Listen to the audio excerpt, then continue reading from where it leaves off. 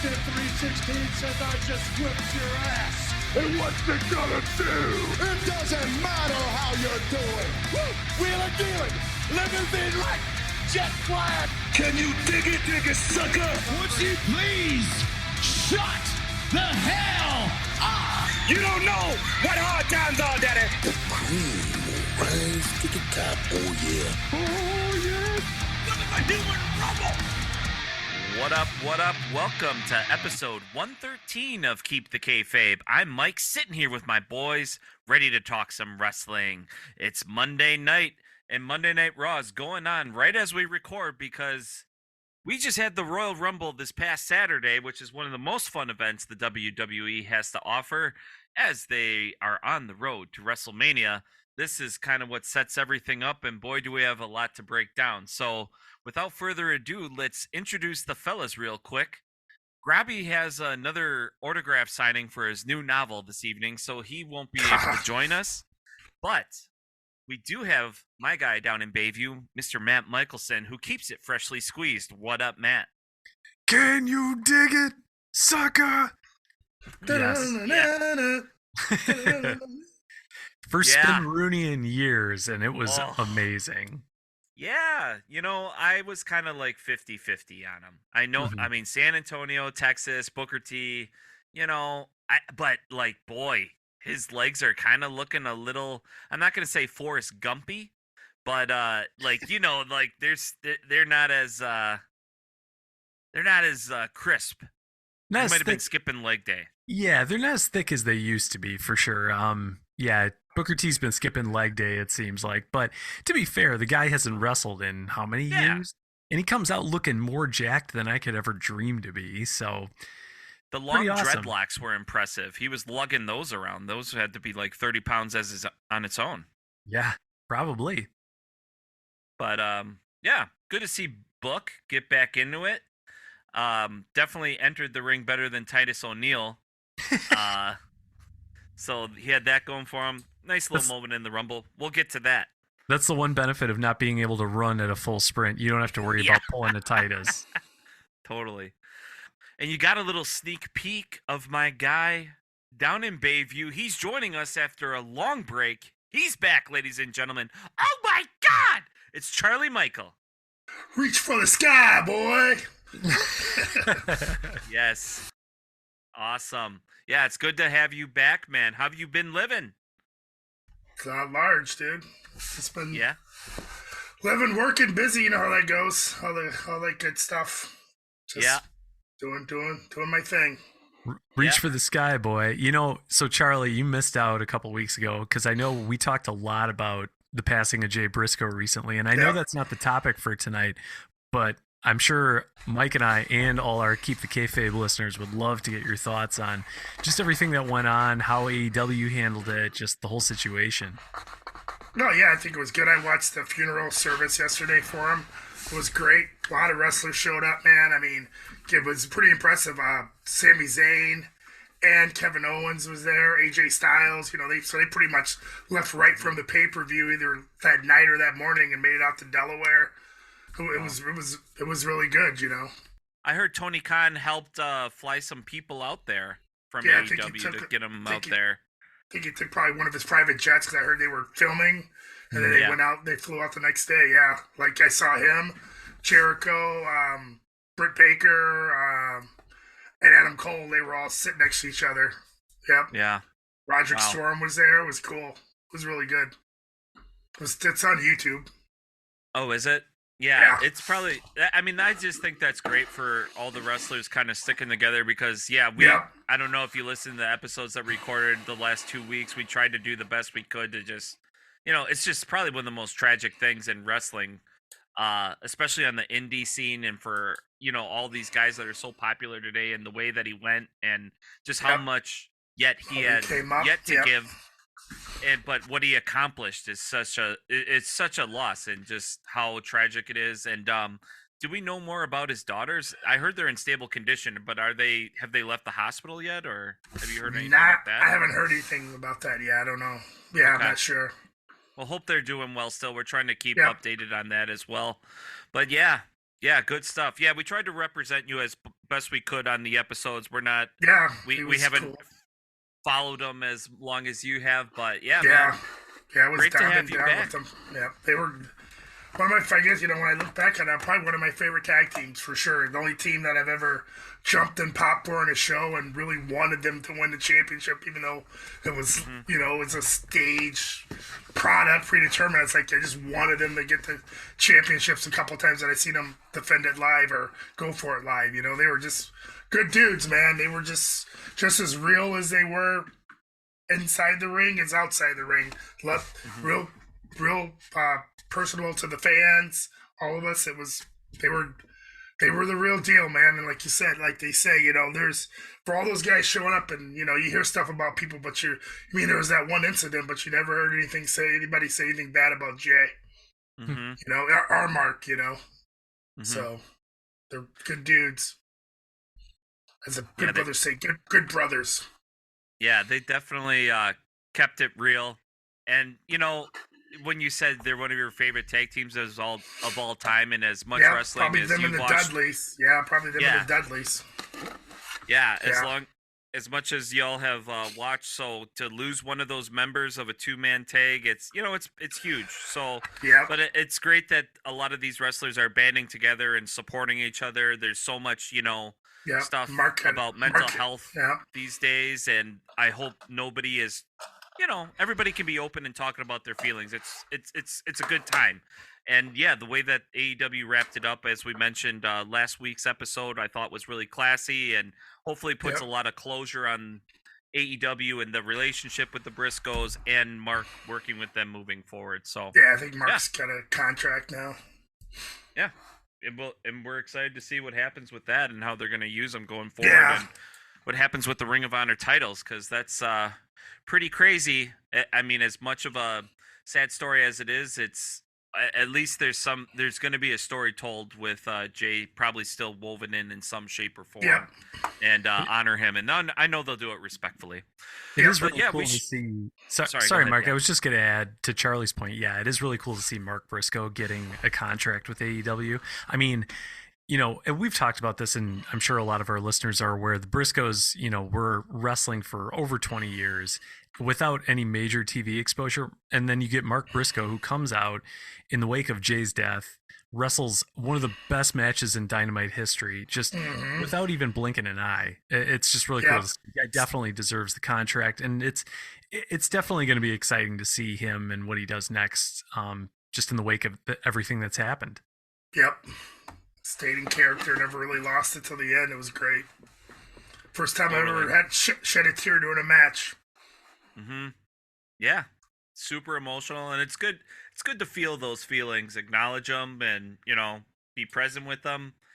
Because the dudes really were great entertainers, as the Briscoe brothers, did for so many fans out there, not just us. I'm sure everybody's feeling the pain, and we all can kind of, prop each other up. So it's good to talk about things like this. And speaking of good things to talk about, there was a Royal Rumble this past week, and it's usually a show with the WWE that I get really excited to watch. I was working the evening of, and I can't remember. I think I got home early, and I ended up watching White Lotus with my wife Kristen. Oh, I don't which know if you've season? gotten 1 into or that. 2? It's 2.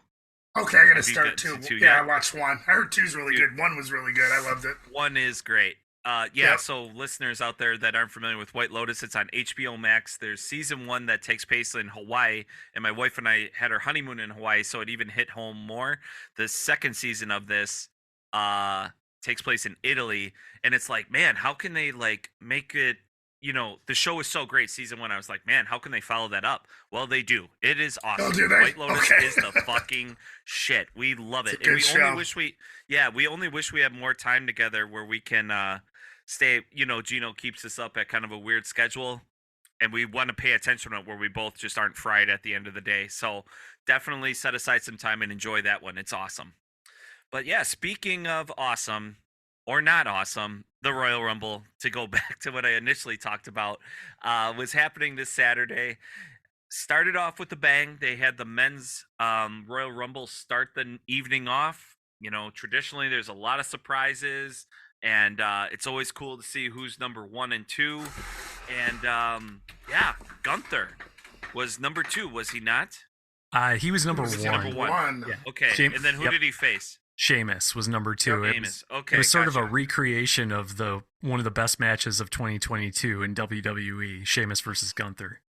Nice. Yes. So Gunther ended up going the distance, and we had our predictions loosely last week. We were talking a little bit of Royal Rumble, like who would be the big surprises.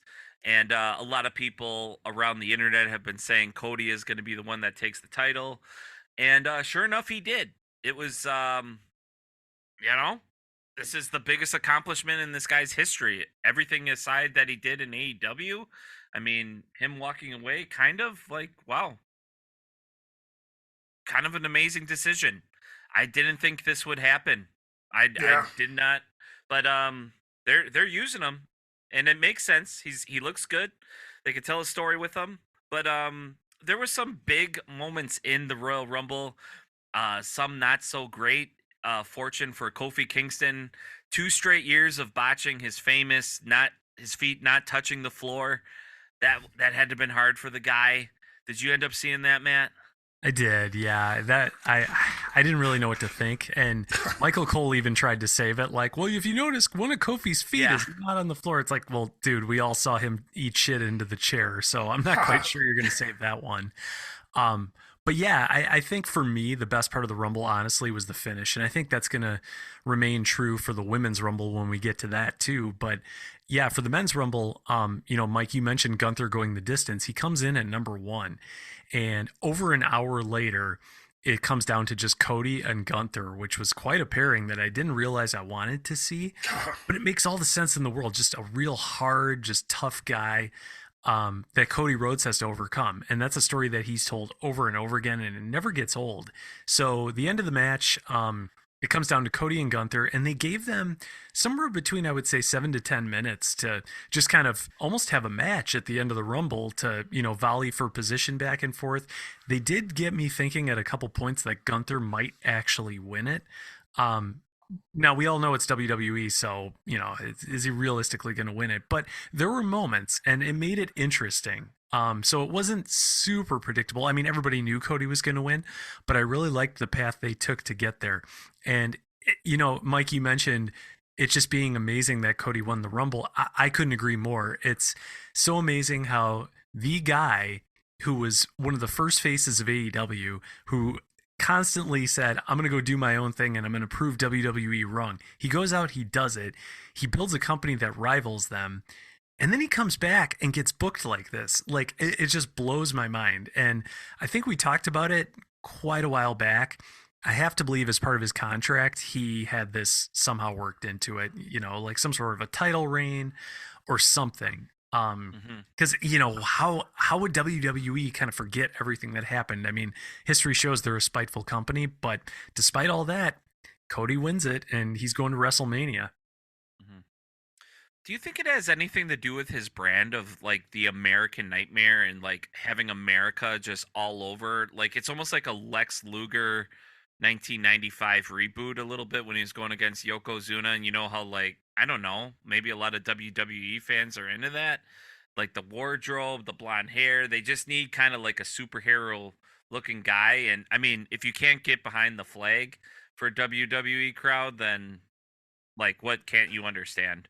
Because you couldn't do that with like Dolph Ziggler or anything. Their fans are lame. They like lame shit like that. If you Exactly. watch that show and compare the crowd, the Wednesday night AEW crowd is more into it. There's times where that crowd's just sitting there, dude. They're not, there's no noise. The AEW Wednesday night crowd you got more excited. Like I said, the Sami Zayn pop was hellacious, but that was the whole biggest thing of the show. I mean, Cody got a decent pop, but I don't know. We'll see how it goes in the long run. I think people got excited because he came back.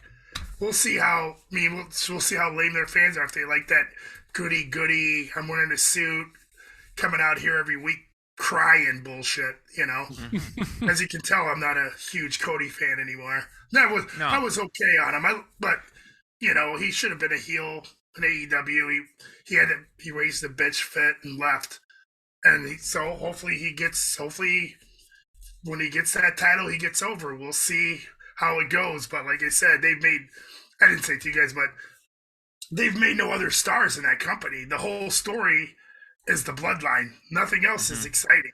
What else? Right. What else is interesting on that show? The Cody stuff could possibly be, but Reigns is on another show. So how do you cross that over?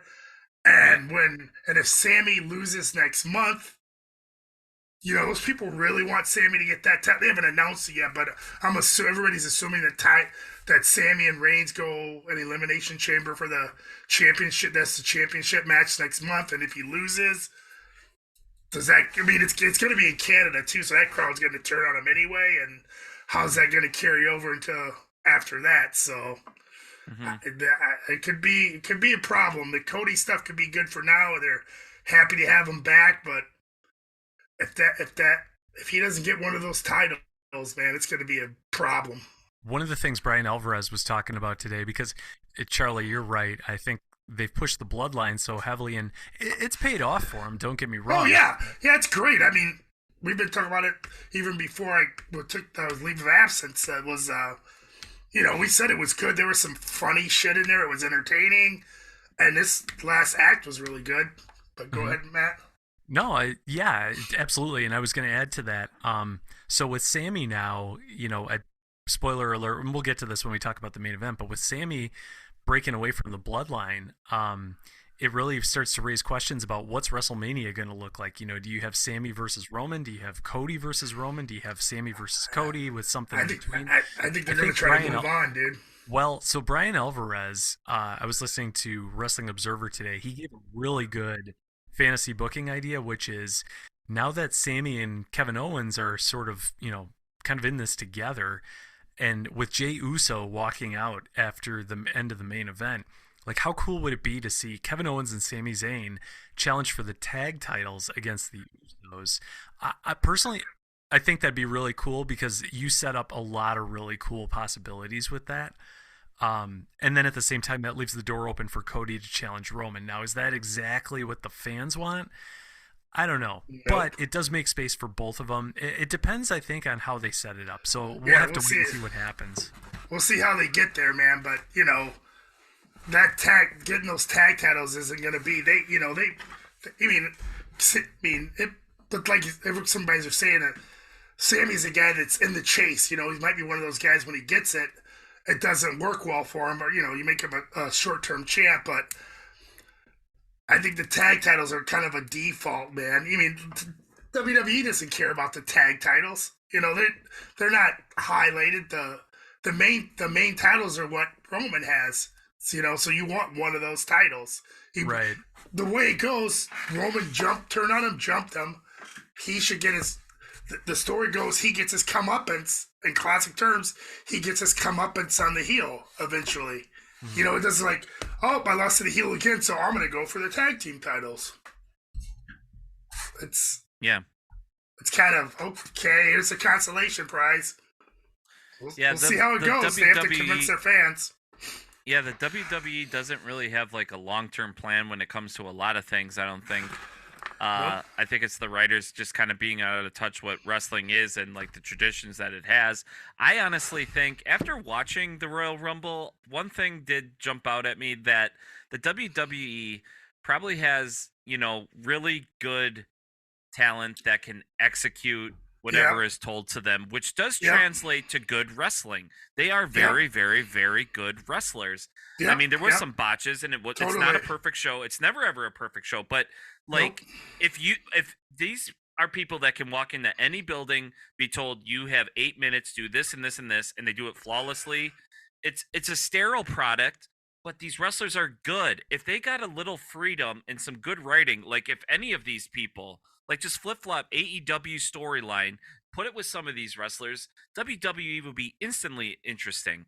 But it's just not. And yeah, you guys are right. The Bloodline is the only thing going.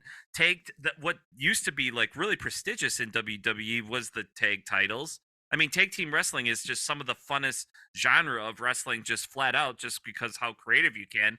And they're not doing anything creative with it, right? So Mhm. Nope. Like you said, it's Yeah. sterile and their product is sterile and overproduced, in my opinion. You know, Yeah, it's definitely. too much. But I mean, they're making money, so it's made for kids. It's made for Well, bullshit, you know? I'm glad that is the perfect And it segue, leads you Charlie, into for where you're what we're going to going, yep. talk about next. Yeah, the WWE is really, really great at making money, and this was just probably the clearest money grab I've maybe ever seen in a pay-per-view. It was the Mountain Dew pitch black match for a soda that is like black. And then they make it like a black light match with LA Knight, which is like, like LA Knight, the night is black, and like just so corny and obvious. Then you got Bray Wyatt, who thrives in turning off the lights, and and then they put him in like black lights, paint that glows. And my favorite thing about this match was just how bad the announcers were ribbing it flat out. Just be like, what is this? A Spencer's Gifts? Like, do they even make that anymore? And Vince was probably pissed back there. It's like, they're not advertising with us. They're not paying. Why the fuck are you advertising Spencer's Gifts? God damn it. And then and then like when they did like that little table spot with all that glow in the dark confetti, they're just like, what the hell is this? Like they what the hell is this? They weren't doing a great job selling like the concept and like setting it aside, which I think Excalibur does amazingly on AEW. He's just goes with it no matter what. Flawless He announcing does. jobs. He- But yeah, go ahead, Matt. No, I just couldn't wait to talk about this match, because we talked about this a little bit before we started recording, and Mike, I'm really glad you brought up the commentators, because I did notice that during the Men's Royal Rumble match, which kicked off the show, Pat McAfee comes out, gets a pop. Then he starts cracking like all these weird sexual innuendos throughout the Yes. entire match. I And noticed that he and too. Michael Cole are just going back and forth. Corey Graves is almost getting kind of shoot pissed because these two are just having such a good time. And that carries over into the Mountain Dew Pitch Black match. And these guys are just tearing this thing apart the whole time. It was hilarious from that perspective. And at the same time, Bray Wyatt gets an entrance where he comes out like how we saw him come out at Extreme Rules when he came back to WWE, except this time he's got him face paint. He looks like The Undertaker in whatever the hell he's wearing. And then the moment the black lights come on, you could hear the crowd kind of go, "Ooh!" And then you see Bray Wyatt's face, and he looks like Satan, and he's got all this weird stuff on his arms, and he almost looked like Gangrel in a way because he had fangs in for some reason with red eyes. It was nuts. I had no idea how this tied into any of the shit they've been talking about on TV. But I will say the ropes, the confetti, the color scheme they had going on, I was digging it at the time. I mean, I knew it was going to be bad. I was honestly expecting literally a pitch black match where there's no lights and all you hear is Yep. Yeah. and thank God we didn't get that. This was quite possibly the next best thing. If they ever had a second Mountain Dew pitch black match, I'd be all in. I would love it. End of the match rolls around pretty quickly, thank God, and we see Bray put on this other mask, which makes him impervious to pain. And then he wanders off with LA Knight into the crowd over by some production area. And then Uncle Howdy, my favorite guy with the top hat, dives 20 feet off this thing. Michael Cole's all, he crushed LA Knight. I'm like, bullshit, he missed him by a country mile. Yeah. A See, mile. I was doing something, so I missed that, but I caught the replay. I'm like, oh my God, he totally missed him. Missed The it. only And- people that saw it were the people like sitting up top. On the floor level, it probably looked great because of the Yes. fireworks. And that's all this was visual spectacle. They're like the wrestling old schoolers are gonna hate this match, obviously. But this is you guys nailed all the points. Uncle Howdy? Who the hell is this guy? Where the We hell don't did even this guy know. come from? We don't even know yet. One week he's his enemy, the next week he's friend, next week he is Uncle Howdy. I don't know. Who the fuck is Uncle Howdy? Did he come from like NXT or like who is Dude, this guy? It's been 4 months and we still don't really know. I don't ask Jesus. me. I'll tell you. We'll talk about it on an episode when it's finally revealed. It could be could be Vince's best creation when he's sitting on the commode. Uncle Howdy, yeah, that's a great name. Like what the fuck? I mean, it was a big elbow drop, so he can't be that old. Uncle Howdy could have gotten taken out. It can't be Oh, yeah. Bray Well- Wyatt's real uncle. Well, in one week it was clearly Bray Wyatt playing Uncle Howdy. Yeah, that's what they said. Yeah, I didn't see it. Yeah. And now it's this other guy who's different than another guy they had one other time. So honestly, I if you were to ask me in real life who is this guy, I couldn't even tell you. It's multiple guys. Yeah, they say it's probably obvious. They say it might be his brother, Bo Dallas, or Vincent from Ring of Honor. I don't know, All right. but that's the rumors. But I don't know where they're going. The story's dragged down. There's been no reveal. It's Right. where's it going? You know, it's Yeah. Bray Wyatt's normal goofy, hokey stuff. Well, so not to interrupt both you guys, but Charlie, as you were Sure. describing that and just thinking about this match, it's been a long time since you've been on the show, and I know this isn't Monday Night Raw, but I think it's time we took a pause to hear your thoughts more on this match, because it is now time for Charlie's Corner. Charlie, what did you really think of this? It's a total waste of time. It was a money grab for them to get, a commercial spot. The Bray Wyatt stuff is stale.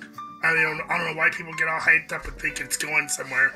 It's not going anywhere. It's a convoluted, stupid story. They're trying to weave Alexa Bliss into it. All this supernatural stuff, it's stupid. It's so 90s. It's 80s, 90s. They don't have to do Attitude Era, but they need to have a more adult. I understand they gotta have the kiddie shit, but they need to have a more adult, realistic program. It's just, I feel bad for LA Knight. He's done a pretty good job from what I hear of setting this stuff up, and he's got good promos, even though he copies The Rock and Stone Cold Steve Austin. He needs to get his own gimmick. If you watch him, he definitely steals from Austin and The Rock. But he does good with what he has, got a good look, but it's just dumb. It's just silly. And maybe I'm too old for it, and maybe time's passed me by, but the crowd wasn't into it. I go by the crowd. If you watch that show, watch every match. The only time they were really into it was the last match and pretty much the last scenarios, the last scene of the match with the post-match stuff. It wasn't like a crowd was going nuts and cheering and going crazy. I take that back. The only other times the crowd really got excited was when they were counting down for someone to come in. After that, that was it. I'm being honest. Look at it. Oh, yeah. I look at their crowd, dude. Like I'm watching Raw. I looked at Raw a couple times there. The crowd's just sitting there like they're watching the White Lotus. Yeah. Oh, no. Couldn't have said it any better myself. And with Yep. that, this has been, yet again, Charlie's Corner. Yep. Oh, feels good to have a Charlie's Corner back on the Oh pod yeah. again. I missed and for that. Mike, your boy too. I just saw it. Your boy Rick Boogs is back. Milwaukee's famous. I saw him. Yep. I got it on as well. Yeah, they got Elias and the Street Profits. That's where the kiddie shit needs to happen, is with all those people. Don't even bring it in with Bray Wyatt an asset. It looks good with the haircut though, but he's still Yeah. a character. He's never going to be taken serious. He's never winning a title, but I guess Yeah. hopefully he's making his money and saves his money, because if he ever gets laid off from here, he's going to be doing a lot of indie dates because no one's picking him up because he's still green as grass. Yeah. Well, he's got the muscles, so Yep. he can look good at like an autograph signing and take some Yep. pictures. That's probably where he'll make primarily the most of his money. There you go. But yeah, great breakdown, Charlie. Yep. We love the honesty here on Keep the Kayfabe. Just my opinion. Do No. with it what you will. We love it. We love to hear what your thoughts are. And my thoughts, too, on this women's match are a little mixed. There was a lot of pretty good women talent in this. I didn't watch a whole lot of it. To be quite honest with you, I did all of my morning chores on it while I was watching Gino this morning. I took out the garbage, cleaned the floors, unpacked the dishwasher, Yeah. organized some shit. Yeah. And this match was still going on. It had to been like an hour and 15 minutes. And there was I checked back in and it was like entrant number 10. And I'm like, go off and do something. I come back, and there's still like 8 women there an hour and a half later. I'm like, what the fuck? Get to the point. So, like, I know Rhea Ripley started this off, and she was probably the clear favorite because she's the one with the biggest storyline going on, as I understand. It's kind of uncomfortable that they call her mommy, though. Like, what's the deal with that? Why do they call her mommy? I'm digging it. There's like this weird You're sexual digging it? tension between her and Dominic Mysterio, and it's almost hilarious. Like, so Mike, I'll explain this, and for those of our listeners who maybe don't watch as much WWE, so Rhea now leads this faction called the Judgment Day, which is Finn Balor, Dominic Mysterio, and Damian Priest. And Dominic Mysterio is like this hardened criminal who just got out of jail. They call him ex-con Dom, which if you write it out and read it is just brilliant. So for whatever reason, he calls Rhea. I could tell Mike just did it, and now he's all caught up In my mind. But Rhea is sort of like, I don't know, it's almost like she's this seductress with Dominic and gets him to do whatever she wants. It's pretty entertaining. The whole thing is pretty entertaining. And anyway, so Rhea's leading this faction. She's clearly just this hard ass. She's gone toe to toe with Solo Sikoa from the Bloodline in recent weeks, just staring him down face to face. Like, I don't give a shit. I'll kick your ass. She's the most believable badass in the women's Royal Rumble, or in the women's division as a whole. So she goes in as number 1 in the women's Rumble. She wins the Rumble. She was the winner. And I think they made the comment afterwards, she's only the 4th participant in Royal Rumble history to win the whole thing after coming out at number 1. So WWE is definitely putting some stock in her as being, a big star, which I totally believe. I thought that from day one when she came in. Like, she's got a very unique gimmick going on. I sort of think of her like Chyna from back in the day. Like, she's kind of got the same vibe where she could kick anyone's ass, male or female, and just a really unique gimmick on top of that too. So she ends up winning the Rumble. I'm not sure what she's going to end up doing, if she's going to end up going for the SmackDown Women's title or the Raw Women's title. We also saw her kind of get into it earlier in the show with Beth Phoenix. So there may be some stuff with her and Beth Phoenix and Edge and Finn Balor. And I don't know. They could do a lot of That'd be a different huge waste. It would. It would. I couldn't agree with you more. I'm just happy to see that Rhea won the Rumble. I really think they need to focus on her and just her, and kind of forget all this other stuff going on with the Judgment Day. Like, it's been good for her. I think it's sort of elevated her, putting her with all these other guys. But at the same time, I think she's the winning the Rumble sort of set her up on another level above the rest of them. So I don't know. I don't know what's next for her, but hopefully WWE books it just as well as they have the Bloodline storyline, the return of Cody Rhodes, and just this whole ascent of hers with the Judgment Day. I don't know. I think, they need to invest in Rhea Ripley, but this Judgment Day thing, I cannot get behind. You just said that Dominic Mysterio is like this ex-con thing. I like the hair. It kind of looks like he should be like carrying a switchblade, but he looks like he should be part of the Shield or something like that. The way that he dresses, He does. It doesn't make any sense. Like, he should be wearing like a wife beater and like kind of look like the Outsiders or something like that if he's like an ex-con. But I don't know. So I haven't really been paying attention to it, but I did see Damian Priest. That guy, like, what the fuck is that? He looks like a confused Lance Archer of the WWE. Weird. Yeah. Like, Perfect. it just doesn't work. Example. He's a great wrestler and a great asset, but they've totally fucked him up. He was decent in NXT with his look. Yeah. But they totally fumbled the ball with him, I think, look-wise. Good asset, totally fucking it up. Anywho, I agree. If Rhea Ripley's the best thing going in the women's division, I can't see anybody else really doing anything great. I mean, the champs are who? Becky Lynch and Bianca Belair? Bianca Belair and Charlotte Flair. Oh, Charlotte is. Damn, yeah, I've been so out of touch. I had no clue what she's been up to. Same. I don't even have to catch me she up. didn't even make an appearance on this show. Yeah, I didn't see her at all or any presence whatsoever, so that's why I was confused. I don't know. Are you guys still feeling Becky Lynch or not? Do you think she still got it, or? What? I never thought she had it, so don't count me in on that. Even when she was the man, She never you weren't did it for feeling me. it. Nah, Yeah. dude. She can't work. I mean, she's not a good worker, Yes. in my opinion. In my opinion as well too, Charlie. Like I wanted to like her more than I actually did. It was one of those things, kind of like Cody in AEW. I didn't want to like get behind him, but I thought I should, kind of Yep. situation. But Nope. no, yeah, she kind of is not the awesomest wrestler, Nope. but she's a likable just person and worker and a nice face in there. Yep. So I wouldn't even think if Rhea had to wrestle Becky at WrestleMania or something like that, say it does get to that, I wouldn't want to see that match. So pretty much the only people that she can wrestle is Charlotte, which we've seen forever, and like I'm sick of it. I wouldn't care about it, and I think Rhea would go over on her, which is kind of a big deal.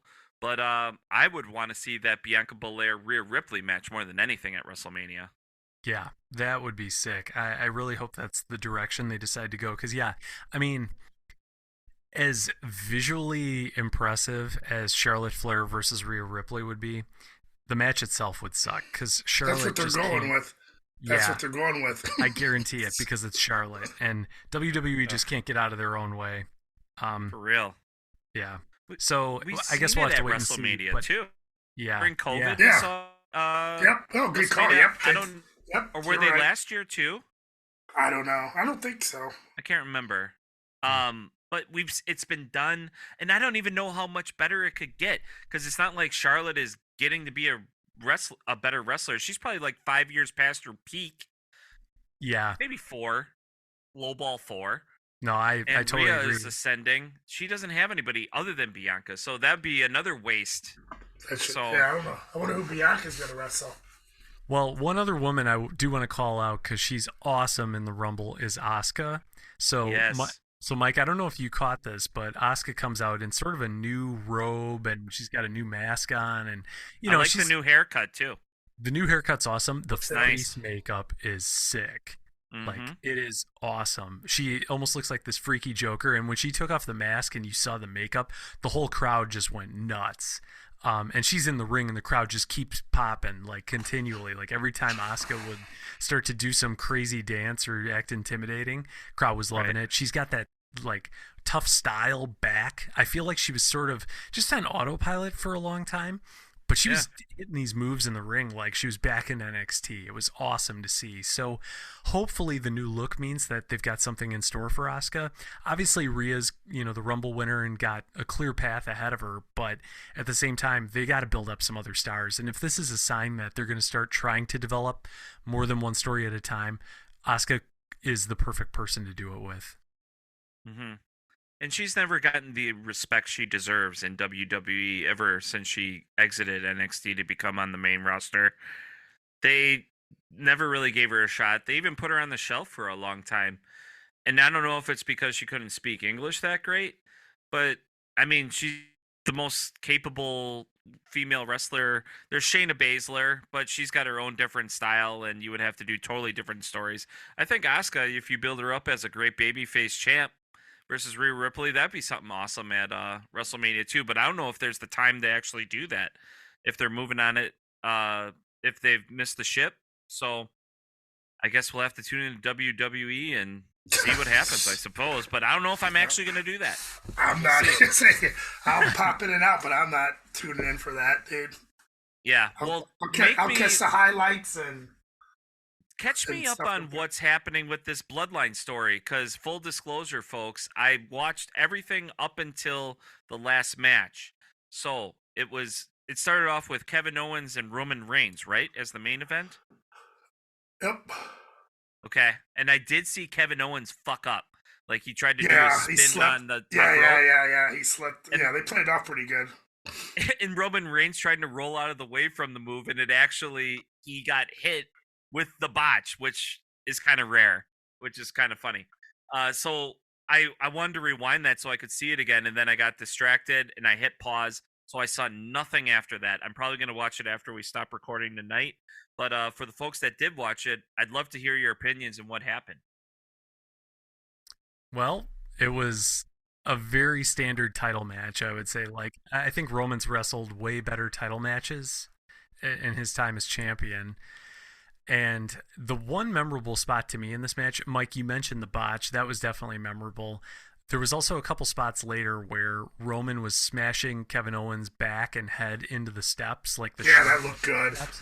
It looked really good. It looked really painful. I don't know if they played that up, but that looked pretty. I don't know if he didn't get hit, but I was like, holy shit, that looked rough. It looked really rough. I had just gotten home. I was out to dinner with my wife Becky and her stepdad, and we had gotten home kind of late, and I forgot completely that the Rumble was on. So as I turned it on, I caught the last match and the closing angle, and we actually all ended up watching it together, which was an interesting experience. But that moment where Owens gets smashed into the stairs, everybody at the same time just went, "Oh God, that looked rough!" Yeah. Like everybody agreed, whether you knew it was fake or not, whether you even knew what you were watching, everybody knew what they saw in that moment. So that was pretty brutal. Roman Reigns goes on to win the match. Few spears, one and done. And then the moment the match ends, of course, the beatdown begins on Kevin Owens. He gets handcuffed to the ropes. Roman is going to unload on him with a chair. Sammy's like, no, man, this is beneath you. You don't have to do this. Yep. So Roman holds up the chair and says, okay, you do it. You're right. And then, and by the way, I'm totally underselling this. This was very well done. You can hear everything they're saying in the ring. Yep. Roman's telling Sammy to do it. He's like, otherwise you can go back and keep doing jackass shit. Like, that was great. That was good. He was really going all in on He was cussing even. He said a couple cuss words. Yeah, it was great. So he had the look. He looked mean. Yeah, he's definitely gone full heel. And Sammy then is handed the chair. Standing there trying to decide what to do. Roman's still trying to convince him. Roman starts face pushing Sami Zayn. Of course, Sammy gets pissed. And just as Roman looks away, Sammy winds up and cracks Roman Reigns in the back with a chair. And the crowd popped. Like crazy, dude. The loudest since like the late 90s. It was amazing. To the point where, like, if you had it turned up, you could hear the microphones, like the crowd mics were like peaking, like topping out. Like it was just like static. But you could tell it was just deafeningly loud. And the pop didn't last super long, though. It's kind of like everybody reacted like, oh, shit. Shocked. But then it was like, well, now what? And then, of course, the members of the Bloodline jump Sammy. Jay does not jump him. He's really torn on what to do. He ends up rolling out of the ring and walking away. And that got just as big of a reaction as when Roman got cracked in the back with a chair, because I think that's something nobody really saw coming. Nope. Nobody. So anyway, nobody called that. Sami Zayn and Kevin Owens are just left as like just messes in the ring, and that's how the show goes off the air. It was dragged out. It was pretty long, but man, every second of it was great. Yep, it was stimulating TV. It's like, but it was good because they just teased. It took so long to tease with Sammy just looking and just great acting and didn't look fake and didn't look dumb. It was just perfectly done. Just awesome. Perfectly done. And it probably got Vince a little feeling downstairs where he wouldn't need Viagra with these hookers or any females in the WWE so that pop would probably made him pop pretty bad. It's probably made him feel young again. I'm guessing that after this match, Vince was probably watching on the monitors, and the first thing he said was, "Oh, that's such good shit." So you guys think he's So do you guys think he's booking again? It's hard to say. I mean, this storyline. So I don't think he's booking everything. If he is, I think that this Bloodline stuff. I don't think he is, just because. Yeah, if Vince was in control of the storyline, I don't think we'd see Sami Zayn getting this big of a push that he's getting right now. Now, granted, the match with Roman hasn't happened yet between Roman and Sammy. Apparently it's slated to happen at Elimination Chamber in Montreal, which is in 3 weeks. So we're gonna find out pretty quickly. But man, I'll tell you what, regardless of who's writing it, hats off to him. I really would love to believe that it's Triple H, just because if this is a sign of what that guy can do when he's given a little bit of creative freedom, hopefully we'll get another story like this. he's okay. He fell into making this a good story, but the story was around when Vince started it. I mean, he did a good job with it, but I don't buy into the whole Triple H is this great booker shit. Well, I don't either. I mean, look at NXT. I buy in that he can see talent and he can steal talent from Ring of Honor because with money, but I don't buy into he can build talent. Look what's going on with NXT. If he's such a good booker, what's going on with that show? Why aren't they having any stars? Why weren't there any crossover men in the Rumble? No one. I'm telling you, we'll see how it goes. Hey, we'll see how it plays out. But I'm telling you right now, if Sammy doesn't win, that fucking crowd is gonna go nuts. Well, they know they're gonna go nuts in Canada, but I have a feeling it's gonna carry over until Mania, dude. I'm telling you, they better have a good way to get out of this with them because those fans will turn. Look what happened with Batista and Daniel Bryan that year. I'm telling you. Has Vince ever not booked a WrestleMania? Right? Nope. Like he's always booked I don't it. think so. Yep. So he's gonna book WrestleMania. That's his. Probably. That's his baby. That's his everything. Probably. So Yep. Yeah, you're we're right. gonna see. The proof will be in the pudding of what we've seen, what we currently just saw, and what we're gonna see, and compare and contrast. Because Vince's fingerprints will be all over Mania, and if it's as good as this storyline that just developed at Royal Rumble, then hey, who knows? Maybe he did have his fingers in the pie this early after he came back to WWE. We're not sure. So yeah, I'm excited to watch that. Good for them. But yeah, it is like the one storyline that's carrying everything. It's basically keeping the WWE on resuscitation. I mean, they're really, really great at making money, and that's basically all it is. It just sucks that it's a company now that you can clearly just tell that they don't care about the wrestlers as people, kind of like probably back in the day. They all had a story and, they looked after one another. They rode together. They hung out together. It was like a close-knit family. Now it just is like a disjointed just roster of members that collect paychecks, and that's what it is to make the higher-ups big, big, big, big, big bucks when they're just, It's a corporation at its finest. It's just a machine, dude. Cranking out shows and having Mountain Dew matches. Yeah, and I mean I can't wait for the sad. Snickers match. Mania. It's sad because I turned on a couple WrestleManias just in the during when I was making a shit ton of candles during Christmas. I would just throw on something that I knew would be 4 hours. I turned on like a 1991 one or something like that, and dude, it was just like these people just look like real dudes, real men and women that just like would give their heart and soul to this wrestling company. Now the company is just like, it's almost like you're working for IKEA. You have a fuck ton of employees that need to fill some times in a big corporation and make the stockholders rich above you and stuff like, I don't know. It's just crazy.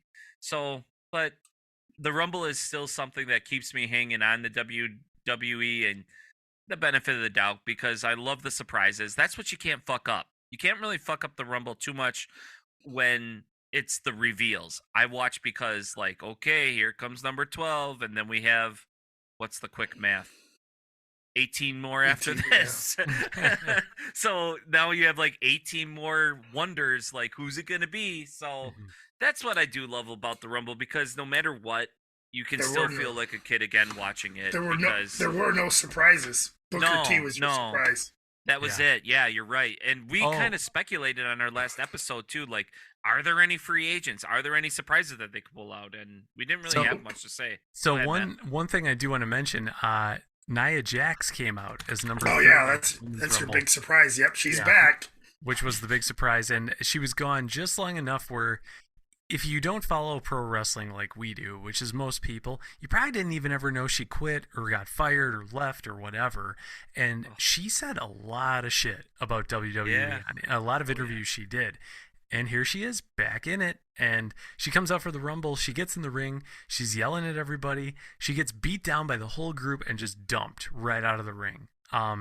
What a payday. I'll say that. But the other thing is and I didn't even catch this watching the show. I might have to go back and actually check this out. Apparently, her entrance got botched because they started doing the countdown from like 10 or 9. And during the countdown, her music hit, and Michael Cole just goes, Nia Jax, or something like that. Yeah, didn't have the countdown, kills any like bit of surprise. I mean, I guess it's either that or he goes, wait, is it? Hey. You gotta be kidding me. When it's like, dude, we all know who it is. Shut up. Yep. Well, maybe Vince is booking it because of all the shit she said. Bring her back for this one match because they brought back Braun Strowman in the men's, and they just wanted to beat her ass. She's back. Yeah, they're selling T-shirts. If you go to their WWE shop, she's back on the roster. She's back on the roster. Wrecking ball. She's a wrecking ball. She injured like 15 people just last year, or before she got fired and stuff. They must have figured out they need some women. So Shit. That spreadsheet, they just forgot to sort it, and they're like, "Oh God, we're low on women. Get them back." Yep.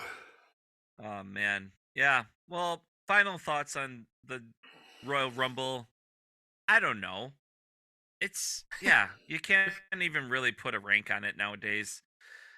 But if I haven't seen the main event of this Royal Rumble yet, I'm going to after we get off tonight, and I bet it's going to be great. So I don't know where you guys rank it, but I'd say it was just middle of the road in my opinion. It would have been horrible if that last match wouldn't happen. It would have been a shit show. Trust me. Really? People were ready to shit on it. 3? That match saved them. Yep, for sure. I couldn't agree more. I can't imagine the show without the main event. It would have been a shit show. It would have been like, this is it. This is shit. Even the last match, and Mike, definitely go back and watch it because I mean it's the Royal Rumble main event, but for what it was, the match itself was just there. There was a couple okay spots, but it was not anything you haven't seen before. Yeah, exactly. Yeah. I don't know if you said you watched everything but the last match, Mike? Yes. Oh, I was going to say if you haven't watched everything, I would just go to the last match and go fast forward through it. Well, I wouldn't say I watched it. I folded my laundry to the pitch black match. I vacuumed with like the women's match on, like did chores all the way up to it just to keep an eye on it. I was making frozen ramen and doing some other stuff, and so. That's pretty much what I do now with the WWE. If I do turn it on, it's usually just to have something in the background to keep up just enough, like just see who's on. We'll get to the mailbag real quick for promo of the week. Well, this one comes from Mike Mayo, and he's from Daytona, Florida. He's like, time's been rough, but I crank out a little jog and start reminding my family if you smell what Mike is cooking. I don't know what jogging has to do with this promo, but maybe we'll hear if it's related or not, because this is a Rock promo from 1999, September 6th, right in the thick of the Attitude Era. And I love a good Rock promo, so thank you, Mike, for submitting this. So let's hear what we got. Finally, The Rock has come back to Hartford.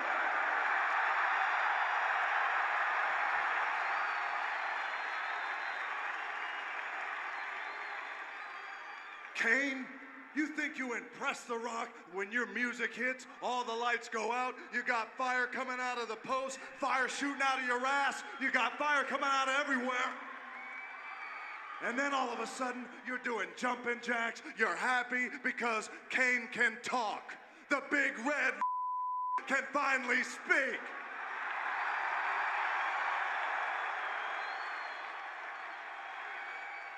Well, Kane, The Rock says this. He's in a giving mood tonight. You come on out here. The Rock's got a little gift for you. He'll give you this microphone right here so you can talk in front of the millions of Rock's fans. Take your little voice gimmick, stick it to your throat, and say this. My name is Kane.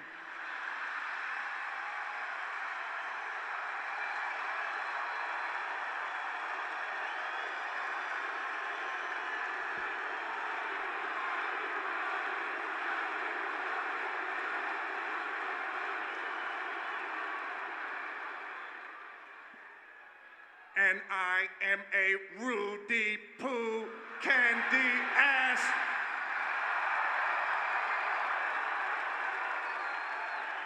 And The Rock says this, Kane, that little voice box you used to use, you've left The Rock with one choice on what to do with it. The Rock says he'll take your little voice box, take all the batteries out, lube it up, turn that some sideways, and stick it straight up your candy ass. Gotta love The Rock in 1999. Nice little deep cut. Classic. I could watch those all day. Those are so good. So growing up, I mean, I watched all the Attitude Era. I actually have a VHS tape called Know Your Role, and it's the best of The Rock from that era. And I swear this promo's on there. All his promos were great. Every week watching Raw. There were two things I look forward to every week. Well, maybe three, depending on the week. But it was, what is Stone Cold Steve Austin going to do to Vince McMahon this week? Because regardless of what he was going to do, JR would open with, Stone Cold is here, and he's in a bad mood. Yeah, he's always in a bad mood, dude. So you'd have that. You would have the Ministry of Darkness, or whatever The Undertaker was doing at the time, like crucifying Stephanie McMahon on a flaming cross. And you had The Rock coming out, cutting an awesome promo, especially, like, man, it was so cool when he was a heel. And then I remember the moment he turned babyface as a member of the corporation, and he turned on Shane McMahon, and it was just golden.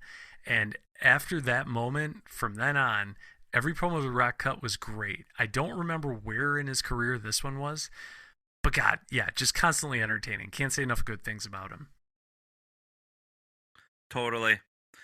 And Matt, if you still have Know Your Role, I'd love to see it. Is it like a mixtape, or was it something you could buy? No, it's something you could buy. It's definitely a WWF, like one of the tapes you could buy back in the day. They would have all these mashups where it's just like kind of the best of, more or less. So yeah, nice. If you can find yourself still a VCR, hey, let's do it. All right. I'll check out eBay and see if we can get it for $5 or something. Perfect.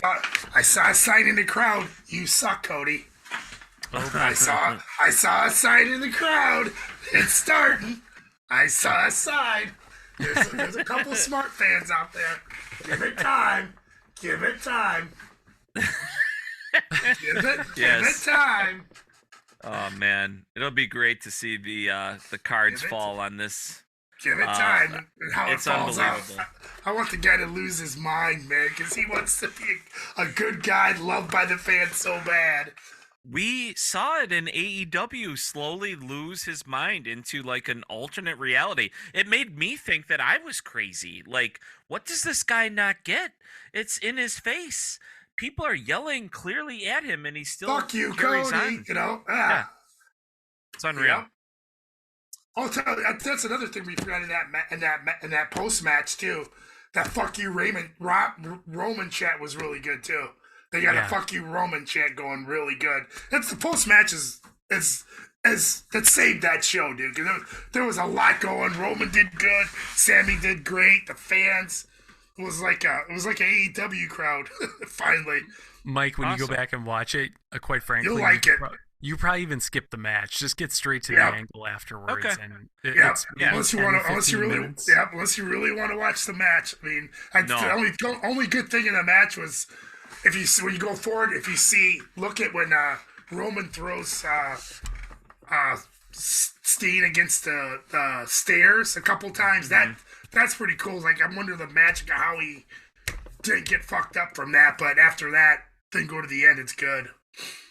I'm going to be completely honest with you guys, and it's only because you're some of my best friends, and this may shock you. But you're not watching it?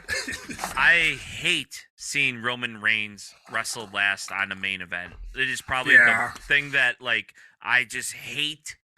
His seeing 10-minute entrance. 10-minute entrance, 20-minute outro for 5 spears, 10 Roman super punches, and whatever stupid else. Yeah, I don't need to see it. Him and his stupid gloves, his stupid pants, his stupid boots. All of it's a cartoon, dude. No man's gonna fight like that, dude. I did, you know what I should do? Anytime there's a Roman Reigns match, I should start doing crunches until it stops. And if I come out of this with a 6 or a 12 pack, It shouldn't shock you. Oh Your yeah. core would be strong. It'd be a I'm miracle. gonna maybe try this. Cause you know what? I'm turning over a new leaf this year. I want to practice, good healthy living, but also keep some wise words in my mind at all times while I'm doing these crunches too. Oh, really? Well, what kind of wise words are you thinking? Super simple. Just stay humble, stay hungry, and stay hard. Triple H. Woo! He's back.